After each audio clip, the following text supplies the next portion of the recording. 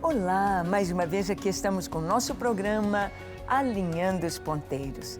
Isto mesmo, é preciso sempre estarmos checando as nossas vidas, a rota das nossas vidas, sempre lendo a Palavra de Deus, buscando ver o que a Palavra de Deus nos ensina para termos uma vida bonita, uma vida saudável, uma vida cheia do entendimento da vontade de Deus e do propósito dele para nós.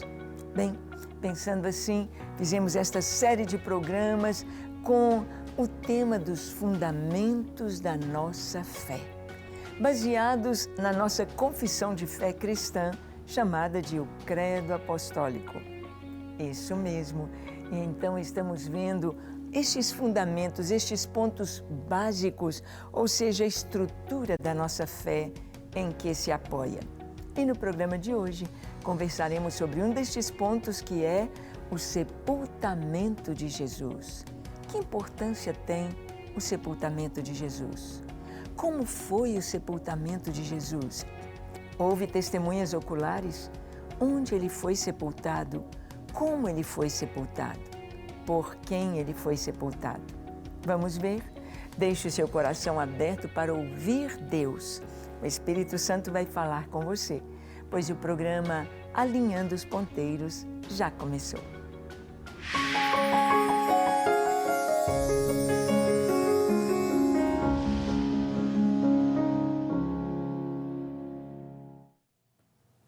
Muito bem, nós sabemos que a palavra de Deus, ela não é apenas absolutamente correta, mas a palavra de Deus, ela nos dá as provas. Ela nos mostra que a história, aquilo que está sendo registrado, houve testemunhas oculares. A palavra de Deus, ela nos mostra de uma maneira histórica muito bem redigida, muito bem documentada, dos fatos que precisamos crer, dos fatos que estão diante de nós, para que nós possamos ir bem a fundo e provar a veracidade de tudo isto. Na nossa confissão de fé, no Credo Apostólico, nós dizemos assim: creio em Jesus Cristo, seu Filho unigênito, nosso Salvador, o qual foi concebido pelo Espírito Santo, nasceu da Virgem Maria, padeceu sob o poder de Pôncio Pilatos, foi crucificado, morto e sepultado. Bem, a nossa fé, a fé cristã, nós cremos no nascimento virginal de Jesus, sobrenatural, pois ele é o Filho de Deus, ele é o próprio Deus que se fez homem, o Filho de Deus que se vestiu de carne humana, tornou-se homem aqui, habitou entre nós, cumpriu as Escrituras, morreu ali na cruz em nosso lugar, foi crucificado, morto ali na cruz. O atestado de morte de Jesus foi dado por aquele soldado que perfurou o seu lado, seu peito, seu coração com uma lança. Houve o atestado de óbito e ele foi sepultado. Vamos ver sobre o sepultamento de Jesus e a importância de tudo isto. Olhe comigo em Lucas 23, de 50 a 53, vamos ver José de Arimateia e Jesus. Está escrito assim: eis que certo homem, chamado José, membro do Sinédrio, homem bom e justo, que não tinha concordado com o desígnio e ação dos outros, natural de Arimateia, cidade dos judeus, e que esperava o reino de Deus, tendo procurado a Pilatos, pediu-lhe o corpo de Jesus. E tirando-o do madeiro, envolveu-o num lençol de linho e o depositou num túmulo aberto em rocha, onde ainda ninguém havia sido sepultado. Aqui a palavra de Deus está dizendo: eis que certo homem chamado José. Existem tantos Josés na Bíblia. O José do Egito, José, filho de Jacó e Raquel. O José que foi elevado lá no Egito a ser o segundo na nação em autoridade. Temos José, marido de Maria, que não é o pai de Jesus, foi o pai adotivo do Senhor, José. E aqui esse José, da cidade de Arimateia, ele procurou Pilatos. Mas a Bíblia o descreve como um homem bom e justo, que não havia concordado com o desígnio e ação dos outros. Quem era José de Arimateia? Bem, no Sinédrio, o Sinédrio era composto de classes especiais de pessoas. Ali estavam os principais dos judeus, que eram os fariseus. Ali estavam os doutores da lei, que estudavam a lei dentro desse grupo dos fariseus. Ali estavam os sacerdotes, na sua maioria eram saduceus. Ali havia os herodianos, pessoas que eram do partido de Herodes, do lado de Roma. E havia os anciãos. Anciãos não significa que eram velhos, não. Eram pessoas importantes de Jerusalém. Eram pessoas importantes que tinham grande poder aquisitivo, pessoas ricas. Eram os empresários da época. E José de Arimateia era um empresário. José era um homem rico. José tinha terras em Jerusalém. José tinha um horto ali, ou seja, um jardim próximo ao lugar onde Jesus foi sepultado.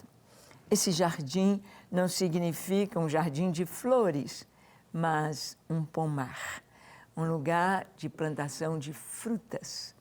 Sim, e ali havia um lagar, ali havia uma cisterna, ali hoje você pode visitar o possível lugar com grandes chances de ser o lugar onde Jesus foi sepultado, ali do lado de fora dos muros de Jerusalém, um monte com aspecto de caveira, o Calvário, e ali do lado um túmulo cavado na rocha, muito possivelmente o do Senhor, com inscrições ali de igrejas cristãs de muitos séculos atrás. José, um homem rico, de Arimateia, homem bom e justo e que não concordara com a ação dos outros do Sinédrio que condenaram Jesus. Então, assim que ele soube da morte do Senhor, assim que o Senhor foi crucificado ali, morreu ali na cruz, então ele pede o corpo de Jesus. Para nós, talvez o sepultamento não seja tão importante. As pessoas não importam em serem cremadas, em serem sepultadas. Os egípcios eram embalsamados, viviam e trabalhavam a vida inteira pelo seu túmulo, pelo seu mausoléu. As grandes pirâmides eram para abrigar a múmia, abrigar o sarcófago de um faraó. Ali estavam todos os utensílios, as coisas que ele iria usar na vida além túmulo. Mas é importante o sepultamento. Nós vamos ver Abraão sepultando Sara, Isaac sepultando Rebeca, e eles também sendo sepultados por seus filhos, Jacó sendo sepultado no mesmo túmulo, na mesma caverna de seu pai Isaac e de seu avô Abraão. Nós vamos ver Jesus aqui sendo sepultado de uma maneira profética, num lugar novo, onde ninguém tinha sido sepultado. Qual a importância disso? Por que é tão importante a questão deste lugar ser novo, onde ninguém fora sepultado? Porque para o judeu, e de acordo com o Antigo Testamento, de acordo com o judaísmo, o homem que tocasse num morto, ele estaria impuro, ele estaria contaminado. E realmente, a gente sabe que isto é verdade. A morte traz contaminação.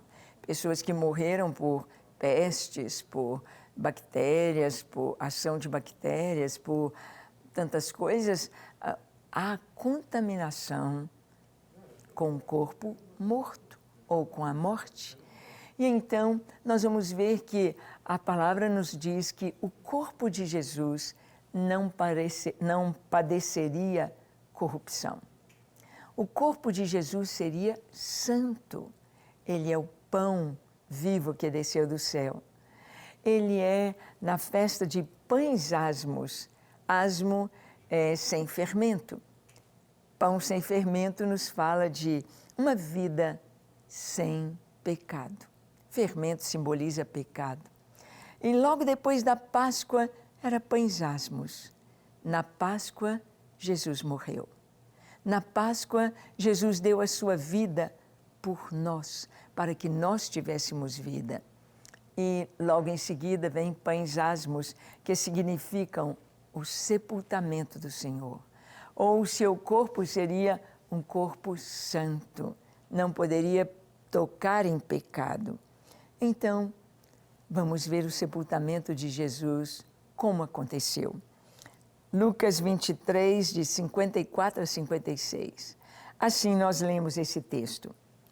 Era o dia da preparação e começava o sábado. As mulheres que tinham vindo da Galileia com Jesus, seguindo, viram o túmulo e como o corpo fora ali depositado. Então se retiraram para preparar aromas e bálsamos, e no sábado descansaram segundo o mandamento. Então, o texto nos diz que começava a preparação do sábado. A preparação do sábado. Jesus, ele morreu no dia da Páscoa. Era um dia de descanso. Era um dia de sábado também, a Páscoa. Mas eles pediram, os discípulos, aliás, os judeus pediram a Pilatos que tirasse logo, que acelerasse a morte daqueles crucificados. Por isso quebraram as pernas dos dois ladrões sepultados à direita e à esquerda de Jesus, porque iria começar logo o sábado.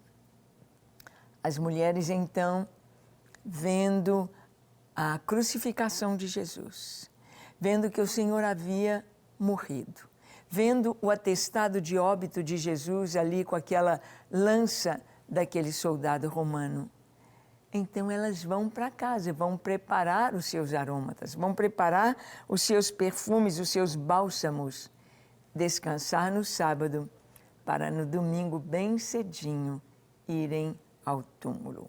Aconteceu então o sepultamento de Jesus num túmulo novo, cavado na rocha, onde ninguém tinha sido sepultado.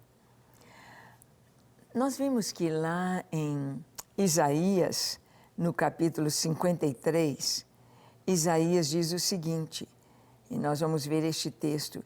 Ele diz que designaram a sua sepultura entre os perversos, mas com o rico esteve na sua morte. A sepultura de Jesus deveria ser, junto com aqueles dois ladrões, junto com os dois malfeitores, afinal, Jesus tinha sido condenado junto com eles. Mas ele esteve com o rico na sua morte. Quem é o rico? José de Arimateia. Mas teve uma outra pessoa envolvida com o sepultamento de Jesus, Nicodemos. Lembra de Nicodemos? No capítulo 3 do Evangelho de João, aparece Nicodemos, um dos principais dos judeus, que vai à noite visitar Jesus, conversar com Jesus. E ele diz, mestre, sabemos que tu és vindo da parte de Deus, porque ninguém pode fazer os sinais que tu fazes se Deus não estiver com ele. Então Nicodemos reconhecia que Jesus era vindo da parte de Deus. Nicodemos reconhecia que Jesus era o Cristo, o Messias, e foi conversar com o Senhor. Nicodemos torna-se um discípulo de Jesus, assim como José de Arimateia, mas possivelmente um discípulo escondido, um discípulo ocultamente por causa dos principais dos judeus. E Nicodemos está também no sepultamento de Jesus. Vamos ver? Olha, em João capítulo 19, de 39 a 42, nós vamos ler o seguinte: e também Nicodemos, aquele que anteriormente viera ter com Jesus à noite, levando cerca de 100 libras de um composto de mirra e aloés. Tomaram, pois, o corpo de Jesus e o envolveram em lençóis com os aromas, como é de costume entre os judeus na preparação para o sepulcro. No lugar onde Jesus fora crucificado, havia um jardim, e neste um sepulcro novo, no qual ninguém tinha sido ainda posto. Ali, por causa da preparação dos judeus e por estar perto do túmulo, depositaram o corpo de Jesus. Então, o texto nos diz que Nicodemos, aquele principal dos judeus, que fora de noite ter com Jesus, ele veio junto com José de Arimateia, para se cumprir a profecia, para cumprir o que Isaías diz, que Jesus esteve com o rico na sua morte. José de Arimateia, ele faz algumas coisas, ele pede a Pilatos, ele tem a coragem de se expor diante de Pilatos como um discípulo de Jesus. Ele pede a Pilatos o corpo do Senhor. Como ele era um empresário rico, como ele tinha dinheiro, era uma pessoa de destaque na sociedade, Pilatos lhe concede o que ele pede. Então, José de Arimateia vai buscar o corpo de Jesus, remover o corpo de Jesus da cruz. E junto com ele, alguém também muito importante, que é Nicodemos. Nicodemos já vai levando uma grande quantidade de mirra e aloés, cerca de 100 libras de um composto. Ou seja, Jesus teve um enterro, um sepultamento de rico. De rico. O sepultamento de Jesus não foi o sepultamento de um malfeitor, não foi de um condenado, foi o sepultamento de rico. E ele foi colocado num túmulo, num jardim, onde ninguém tinha sido ainda colocado. Qual a importância do sepultamento de Jesus? Qual a importância de tudo isto? Bem, se Jesus fosse colocado num túmulo com várias outras pessoas ali enterradas ou sepultadas, primeiro estaria o corpo de Jesus junto com a corrupção, junto com a morte, junto com a contaminação. E o seu corpo era asmo, ou seja, o seu corpo era santo. Ele é pão asmo, ele é pão puro, ele é santo, seu corpo é santo. E por estar ali com o rico na sua morte, nós vamos ver que isso cumpre uma profecia. A profecia que estava escrita em Isaías, capítulo 53, verso 9. A profecia sobre o sepultamento do Messias. Olha o que está escrito em Isaías 53, verso 9. Designaram-lhe a sepultura com os perversos, mas com o rico esteve na sua morte, posto que nunca fez injustiça, nem dolo algum se achou em sua boca. Designaram-lhe a sepultura entre os perversos. Ou seja, para Roma, Jesus seria colocado numa vala comum, junto com os corpos daqueles dois malfeitores. Aqueles dois ladrões foram tirados da cruz, lançados numa vala comum. Designaram-lhe a sepultura entre os perversos. Mas com o rico esteve na sua morte. O corpo de Jesus foi pedido. Não foram os discípulos que foram atrás de Nicodemos ou de José de Arimateia e pedir: oh, por favor, vamos cumprir a profecia, oh, vamos arrumar um túmulo e um sepultamento digno para o Senhor. Não. Deus levantou estes homens. E Deus trouxe a palavra profética 700 anos antes da morte de Jesus. Designaram-lhe a sepultura entre os perversos. Ele seria colocado numa vala comum, mas com o rico esteve na sua morte.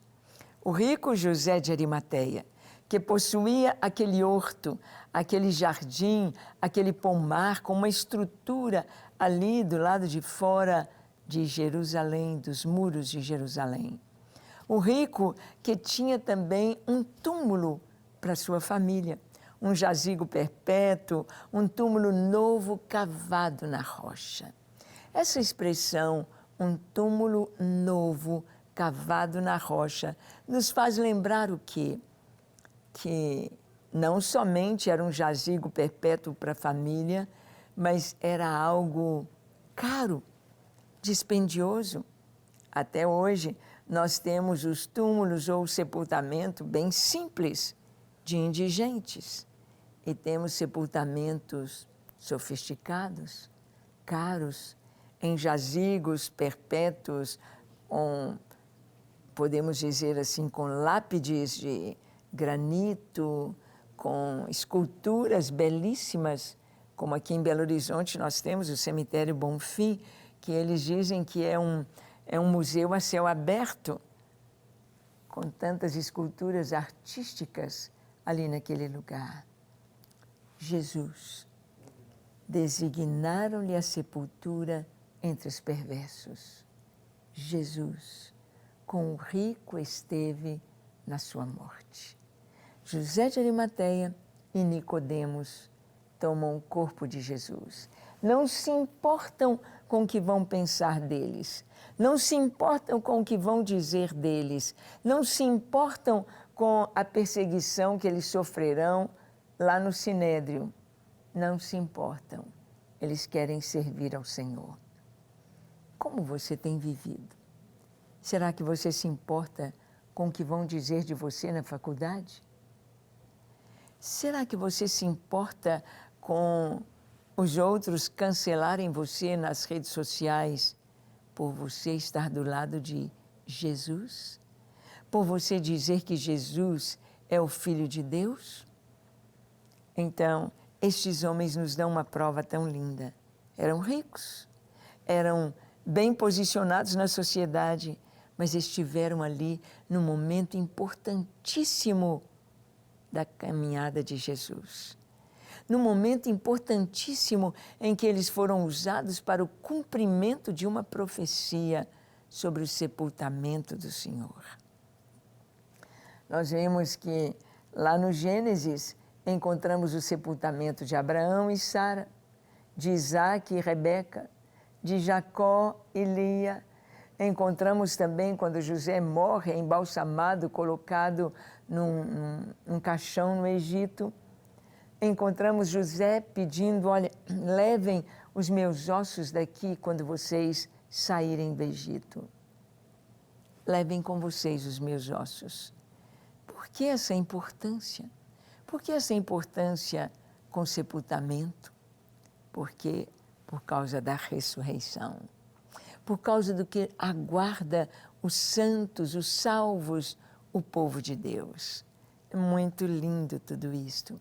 Jesus, para que fosse atestado a sua ressurreição, não poderia estar no meio de outros corpos mortos ou sepultados. O Senhor não poderia estar numa vala comum que teriam de cavar para procurar o seu corpo.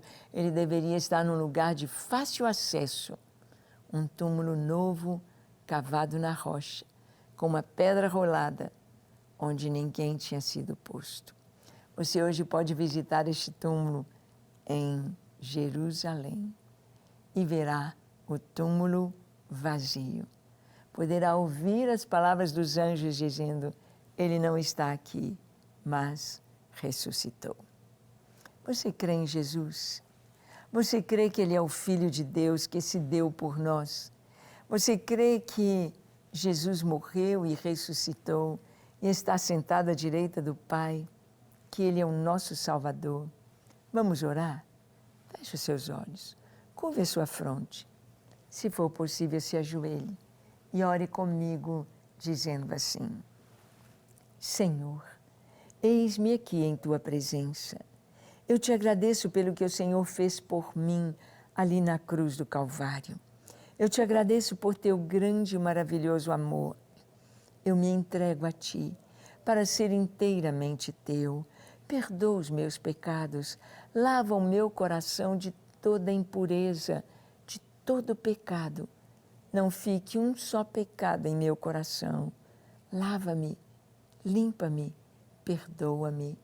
Eu me entrego a Ti, corpo, alma, espírito, com tudo que sou, com tudo que tenho. Sou Teu. Recebe-me, Senhor. Eu me entrego a Ti, hoje e para sempre. Amém, amém, amém. Graças a Deus. É isso aí. É crer no Senhor, confiar nele, deixá-lo dirigir a sua vida e garantir a sua entrada nos céus. Amém? Que Deus te abençoe ricamente e até o nosso próximo encontro, quando aqui estaremos compartilhando com você a palavra de Deus. Até lá.